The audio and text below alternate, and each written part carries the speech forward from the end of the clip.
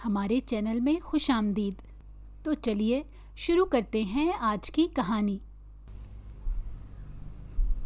میرا نام فائزہ ہے۔ میں شروع سے ہی بہت خوبصورت تھی اور ایک پڑھی لکھی امیر فیملی سے میرا تعلق تھا۔ ہم شہر میں رہتے تھے۔ میرے ابا کا اپنا بزنس تھا جس میں دونوں بڑے بھائی بھی ابا کا ساتھ دیتے۔ میرے علاوہ گھر میں میری اماں اور 2 بھابیاں بھی رہتی تھیں۔ کہنے کو میں 2 بھائیوں کی اکلوتی بہن تھی، لیکن ہمارے خاندان میں بیٹیوں کو کچھ زیادہ اہمیت نہیں دی جاتی تھی۔ پڑھے لکھے ہونے کے باوجود کچھ رسم و رواج ایسے تھے جو کم سے کم میری نظر میں مناسب نہیں تھے۔ ہمارے خاندان کے زیادہ تر لوگ گاؤں میں اپنی اپنی زمینوں کے آس پاس ہی رہتے ہیں۔ صرف میرے ابا اور تایا کی فیملی تھی جو کافی عرصہ پہلے شہر شفٹ ہو گئی تھی۔ ہم سارے بہن بھائی یہیں پیدا ہوئے اور ابا کے کاروبار نے بھی یہاں جم کے بڑی ترقی کی۔ بنیادی تعلیم حاصل کرنے کے لیے تو ابا نے مجھے اسکول لگا دیا، لیکن جب میرا میٹرک پورا ہوا تو ابا نے میرے پڑھنے پر پابندی لگا دی تھی۔ وہ تو میں دن رات ماں کے پیچھے پڑی رہی، تب کہیں جا کر مجھے آگے پڑھنے کی اجازت ملی، لیکن صرف اور صرف اس شرط پر کہ میں کالج میں مکمل حجاب میں رہوں گی۔ میں نے ابا اور بھائیوں کی یہ شرط مان لی کیونکہ میں کسی بھی صورت میں اپنی تعلیم جاری رکھنا چاہتی تھی۔ دراصل ہمارے خاندان میں لڑکیوں کو تعلیم دلوانے کا رواج بالکل نہیں تھا، بلکہ سب کا یہ کہنا تھا کہ لڑکیاں پڑھ لکھ کر باغی ہو جاتی ہیں اور پھر اگلے گھر میں جا کر ماں باپ کا ناک کٹواتی ہیں۔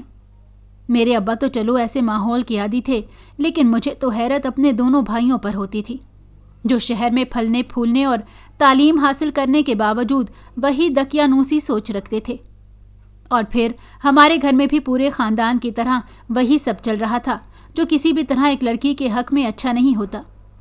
شروع سے ہی لڑکی اور لڑکے میں فرق رکھنا خاندان کے ہر گھر کا رواج تھا۔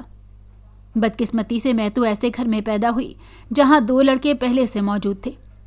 ایسے میں میری کوئی قدر و قیمت نہیں تھی سوائے میری اماں کے۔ باقی کسی کے نزدیک میری کوئی خاص اہمیت نہیں تھی۔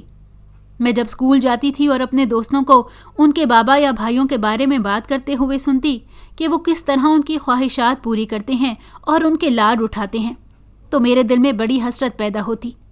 اکثر میری سہیلیاں کہتی تھیں کہ فائزہ، تم تو اپنے ابا اور بھائیوں کی اکلوتی ہو، بڑے ٹھاٹ ہوں گے تمہارے، وہ تو تمہارے ناز نخرے اٹھاتے نہیں تھکتے ہوں گے۔ تو میں خاموش ہو جاتی۔ میں بھلا انہیں کیا بتاتی کہ ہمارے خاندان میں کچھ الٹا ہی سسٹم ہے جو آج کے دور میں بھی چلا آ رہا ہے۔ یہی وجہ تھی کہ میں نے کبھی اپنی دوستوں کو گھر میں کھانے یا چائے پر نہیں بلایا تھا، جبکہ وہ مجھے کھانے کی دعوت دیتی تھیں، لیکن میں کسی نہ کسی بہانے لگا کر ان کو انکار کر دیتی، کیونکہ میں اچھی طرح جانتی تھی کہ ہمارے گھر میں لڑکیوں کا اس طرح کہیں آنا جانا بالکل بھی پسند نہیں کیا جاتا۔ میں تو سوچتی ہوں کہ اگر اماں نہ ہوتی تو میرا کیا بنتا، شاید یہ لوگ مجھے سانس بھی نہ لینے دیتے۔ پھر میں بھی 10 سال کی ہوئی تھی، تب بھائیوں نے مجھے بڑی سی چادر اوڑھنے پر مجبور کر دیا۔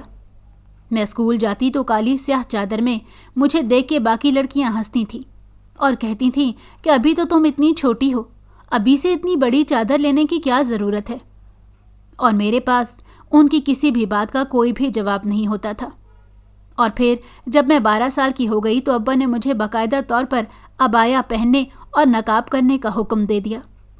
اماں نے مجھے سمجھایا کہ اگر ابا اور بھائیوں کی بات نہیں مانو گی تو پڑھنے سے بھی رہ جاؤ گی۔ اسی لیے میں وہی کرتی تھی جو ابا اور بھائی کہتے تھے۔ حالانکہ میں اسکول اپنی کار میں جایا کرتی تھی، اس کے باوجود پردہ کرنا میری مجبوری تھا۔ اور پھر ہمارے گھر میں ایک اور بڑی عجیب سی رسم تھی کہ ہمارے گھر کی عورتیں ہمیشہ ڈھیلے ڈھالے اور ریشمی کپڑے ہی پہنتی تھیں، کیونکہ ہمارے خاندان کے مردوں کا یہ کہنا تھا کہ سوتی اور چست لباس عورت کے لیے بے پردگی کا سبب ہے۔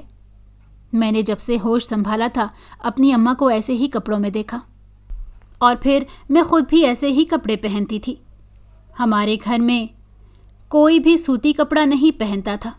بھابیاں شادی کر کے آئیں تو ان کے لباس بھی ایسے ہی تھے، جبکہ میں ٹی وی پر بھی دیکھتی تھی اور اپنی سہیلیوں کو اسکول میں یا ٹیچرز کو دیکھتی تو مجھے بڑی حیرت ہوتی تھی کہ کتنی خوبصورت اور فٹنگ والے کپڑے لڑکیاں پہنتی ہیں جو ان پر بہت اچھے لگتے ہیں، اور میں شروع سے ریشمی اور کھلے کپڑے پہن کر تنگ آ چکی تھی، مگر مجھے ایسے ہی جینا تھا، کم سے کم تب تک جب تک میری کہیں ایسی جگہ شادی نہ ہو جاتی جو ان رسم و رواج سے دور ہوتے، اور مجھے تو اس کی بھی کوئی امید نہیں تھی کیونکہ ہمارے خاندان میں تو سب کے سب ایسے ہی تھے۔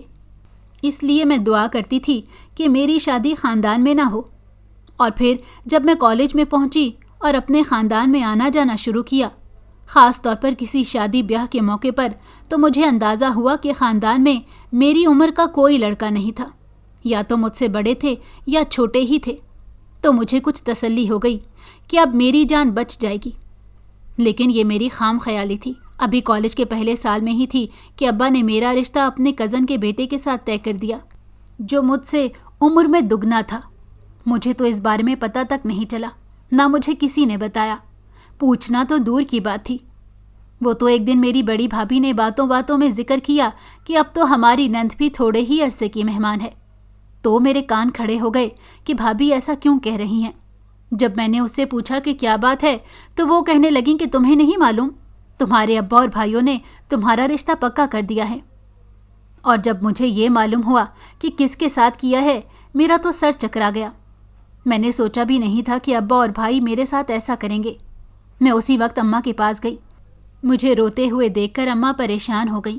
میں نے ان سے یہ بات پوچھی تو اماں نے اپنا سر جھکا لیا اور کہنے لگیں کہ ہمارے گھر میں کبھی عورتوں کی رائے کو کوئی اہمیت دی گئی ہے جو اب دی جاتی؟ کسی نے بھی مجھ سے بھی نہیں پوچھا کہ میری بیٹی کی زندگی کا اتنا بڑا فیصلہ کرتے وقت میری رائے لی جاتی۔ مجھے خود تمہارے ابا نے کچھ دن پہلے ہی بتایا ہے، اور یہ سب گاؤں کی پنچایت میں طے ہوا ہے، جب تمہارے ابا کچھ دن پہلے وہاں گئے تھے۔ میں یہ سب سن کر اتنا حیران ہوئی کہ بھلا ایسے کیسے ایک انسان کی زندگی کا اتنا بڑا فیصلہ بغیر اس کی مرضی کے کیا جا سکتا ہے، مگر شاید لڑکیوں کی کوئی انسان سمجھتا ہی نہیں تھا۔ میں اماں کے گلے لگ کر خوب رونے لگ گئی۔ 2 دن میں کالج بھی نہیں گئی۔ مجھے بہت بخار تھا۔ اماں کے علاوہ کوئی میرے کمرے میں نہیں آیا کہ میرا حال پوچھ لے، بلکہ جب 2 دن گزر گئے تو ابا نے چھوٹی بھابھی کو بھیجا کہ ہمارے ساتھ مل کر بیٹھ کر کھانا کھائے۔ میں جیسے تیسے اٹھ کر کھانے کی میز تک گئی تو ابا مجھے دیکھ کر پوچھنے لگے کہ کیا بات ہے، کس چیز کا سوگ منایا جا رہا ہے۔ ابا کی اس بات نے مجھے بہت دکھ پہنچایا۔ میں رونے لگ گئی تو ابا نے میری بھابھیوں کو مخاطب کر کے کہا کہ کیا تم دونوں نے اس کو سمجھایا نہیں ہے کہ خاندان کے مردوں کی زبان سب سے زیادہ اہم ہے، اور کوئی اس کے خلاف جانے کی کوشش بھی نہیں کرتا، اور لڑکیوں کی شادی کا فیصلہ صرف اور صرف اس کے باپ یا بھائی کرتے ہیں، وہی ان کو ماننا ہوتا ہے، اور ہم کون سا اس کے دشمن ہیں، جو کر رہے ہیں اسی میں اس کا بھلا ہے۔ یہ بات کہہ کر ابا وہاں سے اٹھ کر چلے گئے۔ بڑی بھابھی نے میرے سر پر ہاتھ رکھا اور مجھے کھانا کھانے کے لیے کہا۔ مجھے ایسے لگ رہا تھا کہ میں کھانا نہیں بلکہ زہر کھا رہی ہوں۔ میرے حلق سے ایک نوالا نہیں اتر رہا تھا۔ پھر اگلے دن میں کالج چلی گئی۔ میری کلاس میں ایک لڑکا پڑھتا تھا۔ اس سے پہلے تو میری اس سے کبھی بات نہیں ہوئی تھی، لیکن جب میں 2-3 دن بعد کالج گئی تو وہ میرا حال پوچھنے میرے پاس آ گیا۔ اس کے لہجے میں بڑی فکر تھی، جس پر مجھے حیرت ہوئی، کیونکہ اس سے پہلے میں نے کسی بھی مرد کو اپنے ساتھ اتنی ہمدردی سے بات کرتے ہوئے نہیں دیکھا تھا۔ میں نے اسے رسمی طور پر اپنی طبیعت کا بتایا، لیکن وہ میرے پاس بیٹھ گیا اور کہنے لگا، آپ 2-3 دن سے کالج نہیں آ رہی تھی تو مجھے فکر ہو رہی تھی۔ میں نے اس کی طرف دیکھا تو وہ تھوڑا جھجک سا گیا۔ اس نے بات بنا لی، بولا کہ آپ ایک بہت اچھی اسٹوڈنٹ ہیں، اور اچانک سے اس طرح غیر حاضر ہوں گی تو انسانیت کے ناطے پوچھنا چاہیے، بس اسی لیے میں نے پوچھا، اور اگر آپ کو نوٹس کے سلسلے میں کسی مدد کی ضرورت ہو تو مجھے ضرور بتائیے گا۔ میں نے اس کا شکریہ ادا کیا اور وہاں سے اٹھ کر چلی گئی۔ اس وقت مجھے ابا کی بات یاد آ گئی، کیونکہ اس کالج میں میرے داخلے کے وقت ابا کو سب سے زیادہ اعتراض اسی بات پر تھا کہ یہاں لڑکے بھی پڑھتے ہیں، جبکہ میں یہیں پر داخلہ لینا چاہتی تھی۔ پتہ نہیں کیسے انہوں نے مجھے یہاں پڑھنے کی اجازت دی تھی، اور آج مجھے سمجھ آ رہی تھی کہ صرف اسی وجہ سے وہ نہیں مان رہے تھے کہ میری کسی بھی غیر لڑکے سے بات چیت نہ ہو۔ میں پہلے سے زیادہ محتاط رہنے لگ گئی، لیکن میری کلاس کا وہی لڑکا جس کا نام فرحان تھا، وہ اب ہر دوسرے دن مجھ سے سلام دعا کرنے لگا، اور پھر آہستہ آہستہ مجھے بھی پتہ نہیں چلا کب ہماری بات چیت بڑھنے لگ گئی اور ہم اچھے دوست بن گئے۔ میں نے اسے اپنے گھر اور خاندان کے سارے حالات بتائے تو وہ مجھ سے ہمدردی کرنے لگا۔ اس نے بتایا کہ اس کا تعلق بھی ایک وڈیرا خاندان سے ہے، اور وہ اپنے گھر کا اکلوتا چشم و چراغ ہے۔ اس کی اپنی 3 بہنیں ہیں جو گاؤں میں اماں ابا کے ساتھ ہی رہتی ہیں۔ تینوں بہنیں پڑھی لکھی نہیں ہیں، 2 की शादियां हो गई हैं और अब उसका नंबर था। एक बहन सबसे छोटी थी। फरहान बता रहा था कि हम गांव में रहते हैं, पढ़ी लिखी फैमिली नहीं है, लेकिन उसके बावजूद हमारे यहाँ इस तरह के रस्म और रिवाज नहीं हैं जो तुम बता रही हो। और हैरत की बात है कि आज के ज़माने में भी ऐसे लोग जी रहे हैं जिनकी सोच वही पुरानी है। फिर वो मुझे थोड़ा बहुत अपनी फैमिली के बारे में बताने लगा। मुझे ये सुनकर रश्क आ रहा था कि गांव में रहने के बावजूद भी वो लोग ऐसे नहीं थे जैसे मेरी पढ़ी लिखी सो कॉल्ड फैमिली थी। धीरे धीरे मैं और फरहान करीब आते गए और हमारी दोस्ती मोहब्बत में बदल गई। मैं तो ये भी भूल गई थी कि मेरे अब्बा और भाई कैसे हैं या मेरी किसी से मंगनी हो चुकी थी। मैं वैसे भी अपने घर में खुश नहीं थी और ना इस मंगनी पर राज़ी थी। और फिर फरहान ने मुझे यकीन दिलाया था कि वो हर हाल में मेरा साथ देगा। पहले तो उसका इरादा था कि वो बाकायदा मेरा रिश्ता अब्बा से मांगने मेरे घर आएगा, लेकिन मैंने उसे मना कर दिया। मैंने कहा कि मैं अम्मा से बात करूंगी, फिर तुम्हें बताऊंगी। और फिर मैंने इस सिलसिले में अम्मा से बात की, क्योंकि मैं सिर्फ़ और सिर्फ अपनी माँ पर ही एतबार कर सकती थी। मेरी बात सुनकर अम्मा को तो जैसे करंट लग गया। अम्मा कहने लगी कि कभी भूल कर भी ये बात अपने अब्बा से मत करना, ना ही किसी को बुलाना, क्योंकि वो उसके भी टुकड़े टुकड़े कर देंगे और तुम्हारे भी। उनके लिए अपनी इज्जत और ज़बान से बढ़कर कुछ भी नहीं है, और तुम तो जानती हो, बचपन से देख रही हो। मैं ये सुनकर खामोश हो गई और अम्मा के सामने रोने लग गई। मैंने उनके सामने हाथ जोड़ दिए और कहा कि अम्मा तुम ही बताओ कि मैं कैसे ऐसे जाहिल शख्स के साथ ज़िंदगी कैसे गुजार सकती हूँ, जो मुझसे उम्र में भी इतना बड़ा है और गाँव में रहते हैं वो लोग। फिर मेरे पढ़ने का क्या फ़ायदा, और क्या सारी ज़िंदगी में घुट घुट कर ही गुजार दूंगी। अम्मा ने मुझे सीने से लगा लिया और कहने लगी कि अगर फरहान तुमसे वाकई मोहब्बत करता है और तुम्हें अपना नाम दे सकता है तो उसके साथ कोर्ट मैरिज कर लो और यहाँ से चली जाओ। मैं अम्मा की बात सुनकर हैरान रह गई कि कैसे एक अम्मा अपनी बेटी को घर से जाने का कह रही थी, मगर मैं ये भी जानती थी कि वो कितनी मजबूर माँ थी। और फिर अम्मा ने मुझे कहा कि मैं बग़ैर सोचे समझे नहीं कह रही, यही तुम्हारे हक़ में बेहतर रहेगा। अगर तुम उस बंदे पर इतना यकीन करती हो कि वो तुम्हें खुश रख सकेगा तो तुम ये कदम उठा लो। यहाँ पीछे जो होगा वो मैं देख लूँगी, लेकिन अगर ये कदम उठाने से मेरी बेटी की ज़िंदगी खुशहाल हो सकती है तो मैं अपनी बेटी के साथ हूँ। मैंने अम्मा को गले से लगा लिया और दूसरे दिन फरहान को सारी बात बता दी। फरहान कहने लगा कि मुझे इस बारे में अपने घर वालों से बात करने दो और सोचने का थोड़ा टाइम दो, क्योंकि मैं नहीं चाहता कि अगर तुम्हें अचानक से अपने घर लेकर जाऊं तो वो भी कोई मसला खड़ा कर दें, क्योंकि ज़हनी तौर पर सबका तैयार होना बहुत ज़रूरी है। मैंने फरहान से कहा कि ठीक है, जैसा उसे मुनासिब लगे। इस तरह 2 महीने गुजर गए। आखिरकार फरहान ने सारा प्रोग्राम तय कर लिया। उसने कहा कि वो अपने घर में बात कर चुका है, लेकिन हमारी ये शादी सिर्फ गांव तक महदूद रहेगी, क्योंकि मैं नहीं चाहता कि तुम्हारे भाई और अब्बा कॉलेज के ज़रिए या मेरे किसी दोस्त वगैरह के ज़रिए हम तक पहुंच सकें, क्योंकि जाहिर सी बात है तुम्हारे घर छोड़ जाने के बाद वो तुम्हारे अलावा हर उस बंदे को खंगाल डालेंगे जो तुमसे बातचीत करता था, और उसमें यकीनन मेरा नाम भी आएगा। इसीलिए मैं तुम्हें जब शादी करके गाँव ले जाऊँगा तो तुम वहीं रहोगी और मैं इसी तरह कॉलेज आता रहूँगा, ताकि किसी को मुझ पर शक ना हो। मैं फरहान की सारी बात समझ गई थी और उसका साथ देने का वादा करके घर चली गई थी। उस दिन मैंने जाकर अम्मा को सारी बात बताई तो अम्मा ने कहा ठीक है, मैं तुम्हें यहाँ से निकलने में मदद करूँगी।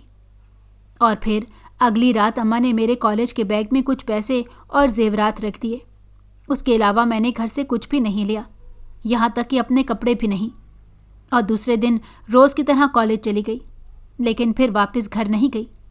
फरहान मुझे कॉलेज में ही मिल गया था और उसने कहा कि छुट्टी के बाद मैं यहाँ से निकलूँगा, लेकिन तुम हाफ डे लेकर ही निकल जाओ, किसी इमरजेंसी का बहाना कर देना और फलां जगह पर पहुँच जाना। मैंने ऐसा ही किया, क्योंकि छुट्टी के वक्त तो मुझे लेने ड्राइवर आ जाता था, इसलिए मैं उस वक्त नहीं निकल सकती थी।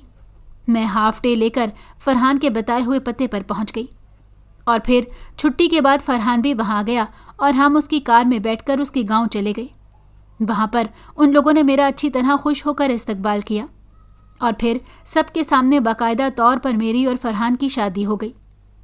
मैं गांव में फरहान की अम्मा और बहन के साथ रहती थी, जबकि फरहान वापस हॉस्टल जा चुका था और अपनी पढ़ाई भी जारी रखी हुई थी। उसने मुझसे बात करने के लिए दूसरा नंबर खरीदा हुआ था ताकि किसी को भी कोई रास्ता ना मिले जिससे वो मुझ तक पहुंच सकें। अब मुझे नहीं मालूम कि पीछे से मेरे घर में कौन सी कयामत आई होगी और मेरी अम्मा ने किस तरह उसका सामना किया होगा। 1 हफ्ते बाद फरहान जब घर आया तो उसने बताया कि तुम्हारे आने के बाद कॉलेज में तुम्हारे बाप और भाइयों ने बड़ा हंगामा किया, प्रिंसिपल को भी धमकियां दी और क्लास में मौजूद एक एक लड़के और लड़की से सवाल जवाब किए, लेकिन किसी को भी कुछ मालूम नहीं था। मैं भी सबकी तरह अनजान बना रहा, यहाँ तक कि उन्होंने हर लड़की और लड़के के घर और हॉस्टल वगैरह में भी छानबीन करवाई और अभी भी वो तुम्हें तलाश करने की कोशिश कर रहे हैं। हमारा फैसला बिल्कुल ठीक था। अगर मैं भी तुम्हारे साथ ही गायब हो जाता तो वो किसी न किसी तरह मेरे गांव तक पहुंच जाते, क्योंकि ये तो तुम भी जानती हो कि तुम्हारे बाप और भाई के हाथ कितने लंबे हैं। ये सब सुनकर मुझे अम्मा की फिक्र होने लग गई। तो फरहान ने कहा कि मेरी तरह तुम्हारी अम्मा भी तो अनजान ही है सबके सामने, इसीलिए किसी ने उनको कुछ नहीं कहा होगा। फरहान ने मुझे तसल्ली दी, मगर मेरा दिल पूरी तरह मुतमईन नहीं था। मैं चाहती थी कि किसी तरह मुझे अम्मा की खैर खबर मिल जाए। उसके लिए मैंने फरहान की मिन्नत की तो फरहान ने मेरी एक दोस्त से बात करके कहा कि फ़ायज़ा के घर उसकी अम्मा को कॉल करके उसकी खैरियत पूछो। मेरी दोस्त ने कॉल की तो अम्मा ने ही उससे बात की। अम्मा ने कहा कि घर में सब खैरियत है, लेकिन फ़ायज़ा का हमें नहीं पता वो कहाँ है, इसलिए दोबारा यहाँ फ़ोन नहीं करना। और फिर जब फरहान ने घर आके मुझे ये बात बताई तो मुझे तसल्ली हो गई कि मेरी अम्मा खैरियत से थी। बाकी मेरे अब्बा और भाइयों का गुस्सा तो सारी ज़िंदगी ख़त्म नहीं होना था, ये मैं अच्छी तरह जानती थी। और अब तो मैं सारी कश्तियाँ जला कर आ चुकी थी। अब फरहान का घर मेरी कुल कायनात था। फरहान के घर वाले ये बात नहीं जानते थे कि मैं और फरहान एक ही कॉलेज में पढ़ते थे।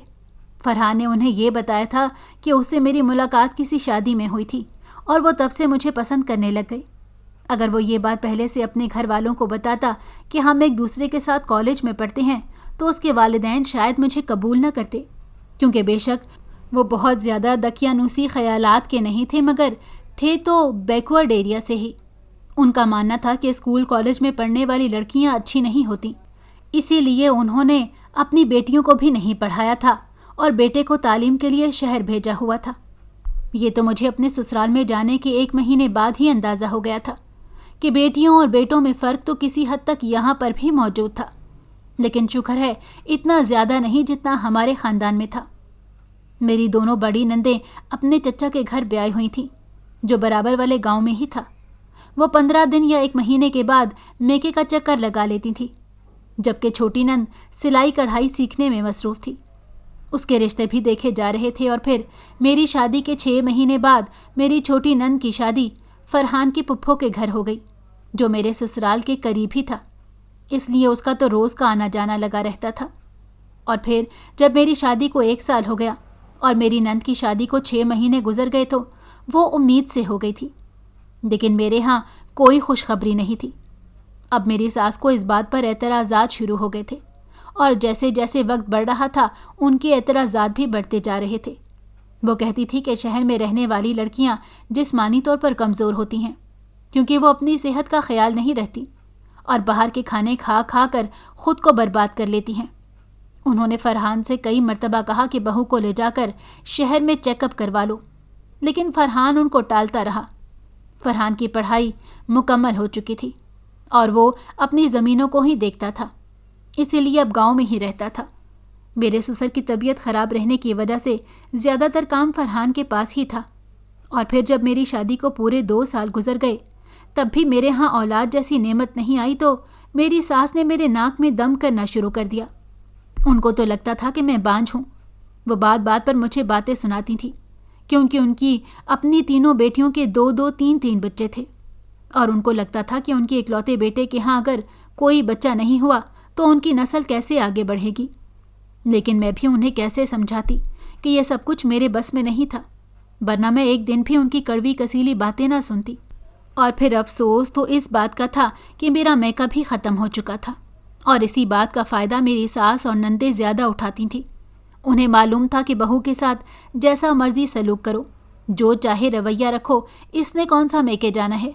मैं भी इसी वजह से बेबस और मजबूर हो चुकी थी। इस बारे में फरहान से बात करती तो वो मुझे तसल्ली देता कि जब मुझे कोई इस बात पर एतराज़ नहीं है तो किसी की फ़िक्र ना करो।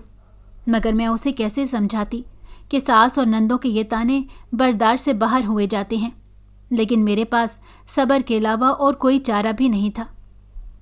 ऐसे ही रोते धोते और सास की बातें सुनते सुनते मेरी शादी को 3 साल गुजर गए तो एक दिन मेरी सास ने ज़बरदस्ती मुझे चेकअप करवाने के लिए गांव की पुरानी दाई को हवेली में बुला लिया। दाई बहुत बूढ़ी थी लेकिन तजर्बेकार भी थी। मेरी तीनों नंदें भी वहाँ मौजूद थीं। जब दाई अम्मा मेरे कमरे में आई तो सास ने तीनों को कमरे से बाहर जाने का कहा और ख़ुद वहीं पर रुक गई। मेरे दिल में अजीब सा डर और खौफ था और फिर वही हुआ जिसका मुझे खदशा था।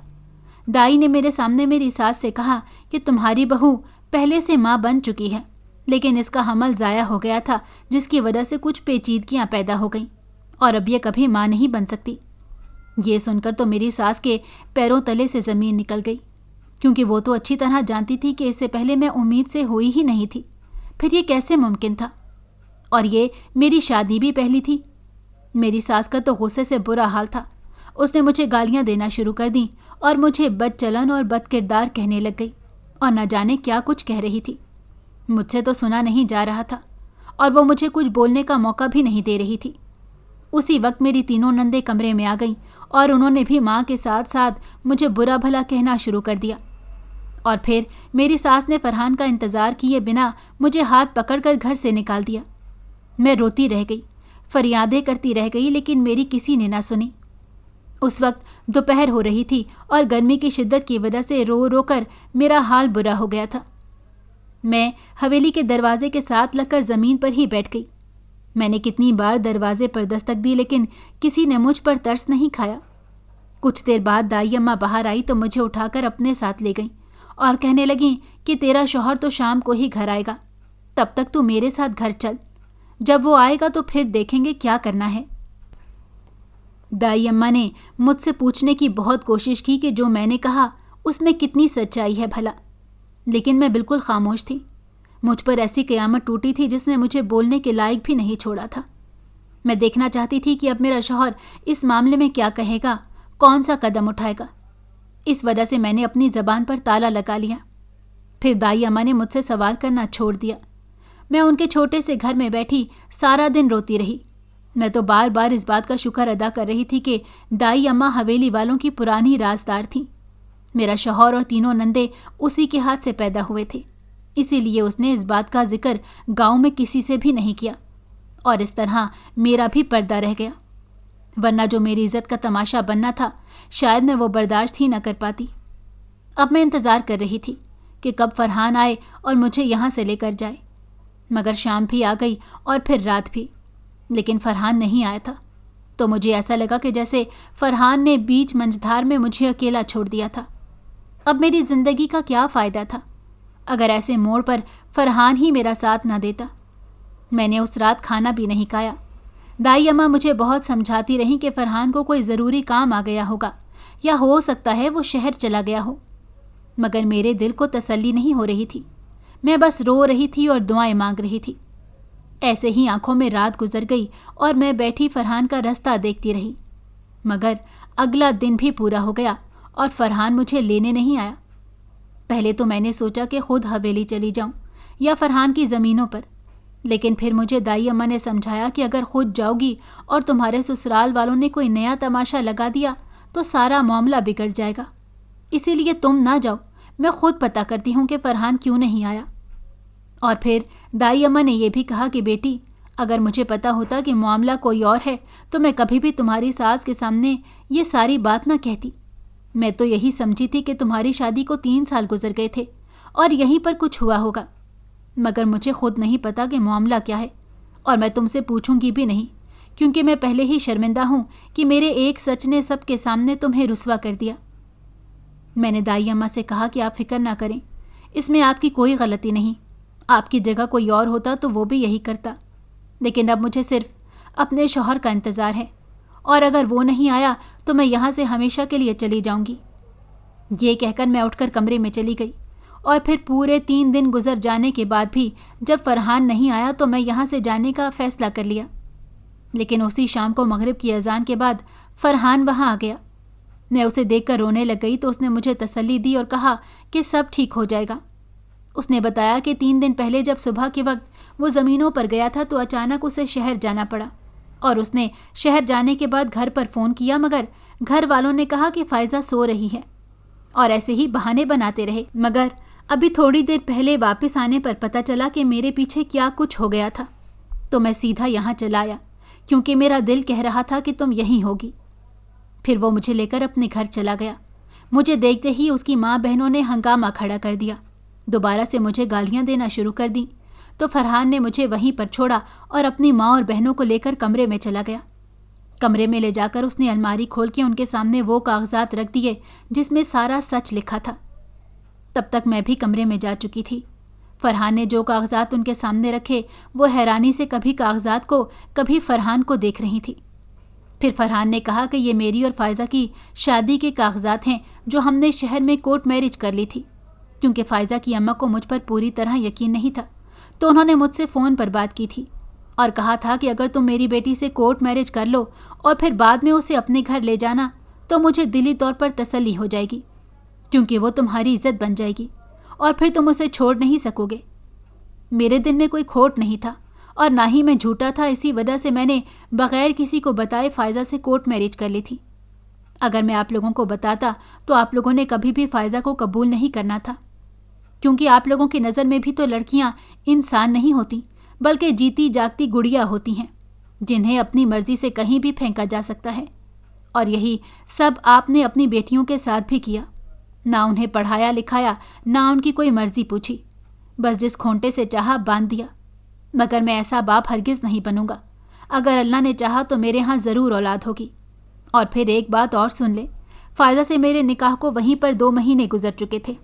इस दौरान फ़ाइज़ा उम्मीद से हुई और मैं तभी उसको यहाँ लाने के लिए तैयार था, मगर अभी थोड़े ही दिन गुजरे थे कि ये गिर गई थी, जिसकी वजह से उसका मिसकैरेज हो गया था और मैं खुद इसे हॉस्पिटल लेकर गया था। उसके बाद क्या है या क्या नहीं ये सब अल्लाह जानता है, मगर मुझे इतना मालूम है कि मेरी बीवी बदकिरदार नहीं है, क्योंकि मैं ही उसकी हमेशा साथ था और रहूँगा। ये सब सुनकर मेरा सर फ़ख्र से बुलंद हो गया और मैंने अल्लाह का शुक्र अदा किया कि मुझे इतना अच्छा शौहर मिला था। दूसरी तरफ मेरी सास और नंदों का भी सर झुका हुआ था। उन्होंने मुझसे माफ़ी मांगी और मेरी सास ने कहा कि मेरा बेटा ठीक कहता है, हमारे यहाँ बेटियों को कुछ समझा ही नहीं जाता, जबकि हम औरतें होकर औरतों के हक़ के लिए आवाज़ नहीं उठाती और नस्ल दर नस्ल यही सब चलता रहता है। मगर मैं आज ही सबसे वादा करती हूँ कि आइंदा आने वाली नस्लों में हर लड़की को उसका पूरा हक़ दिलाऊंगी और उसकी शुरुआत मैं अपने घर से ही करूँगी। ये सुनकर मेरी नंदें भी खुश हो गईं और मैंने भी सुख का सांस लिया। ऐसे ही मेरी शादी को 1 साल और गुजरा तो अल्लाह ताला ने मुझे बेटे जैसी नेमत से नवाज दिया। हम मियाँ बीवी बहुत खुश थे और मेरे सास ससुर भी। उस वक्त मेरी सास और नंदों को ये बात भी समझ आ गई कि हर चीज़ का मालिक अल्लाह है और औलाद देना या ना देना भी उसी का फ़ैसला है। मेरे दिल में सिर्फ अब एक बेचैनी थी और वो मेरे घर वालों की तरफ से थी। लेकिन चंद महीनों बाद मुझे पता चला कि अब्बा बहुत बीमार हैं और बिस्तर पर लेटे हुए हैं और भाई ही कारोबार संभालते हैं। मैंने फ़ैसला किया कि चाहे वो मुझे गले से लगाएं या ना लगाएं, मगर मैं उनसे मिलने ज़रूर जाऊंगी। फिर मैं फरहान और अपने बेटे को लेकर जब अपने मैके गई तो सबने मुझे खुश होकर गले से लगा लिया। मेरी अम्मा बहुत रोईं, भाभीयों ने भी मुझे प्यार किया और भाइयों ने सर पर हाथ रखा। दोनों भाइयों के घर एक एक बेटी थी। शायद इसी वजह से वो समझ गए थे कि बेटी और बहनों के क्या हकूक़ होते हैं। और मेरे अब्बा अपने नवासे को देखकर बहुत खुश हुए। उन्होंने मुझसे माफ़ी भी मांगी, लेकिन मैंने फ़ौरन उन्हें रोक दिया, क्योंकि उन्होंने जो भी किया था वो सब उनके इख्तियार में नहीं था। वो अपनी साल साल से चलती आई रस्मों और रिवाजों के इतने ग़ुलाम हो चुके थे कि उनको सही और गलत के दरमियान का फ़र्क ही भूल चुका था। लेकिन मैं खुश थी कि चलो देर से ही सही, मगर अब अच्छा वक्त आ गया था। लेकिन मैं जब भी ये सोचती हूँ कि अगर उन सारे मामलात में फरहान मेरा साथ न देता तो मेरे रोंगटे खड़े हो जाते हैं, क्योंकि एक अच्छा हम सफ़र ही आपको ज़िंदगी के तमाम नशेब व फराज से कामयाबी के साथ गुजार सकता है। और फरहान बिल्कुल ऐसा था। अगर आपको हमारी कहानी पसंद आई हो तो हमारे चैनल को लाइक करें اور سبسکرائب کر دیں۔ بیل نوٹیفیکیشن کو بھی آن کر دیں تاکہ ہماری آنے والی ہر مزیدار کہانی آپ کو وقت پر ملتی رہے۔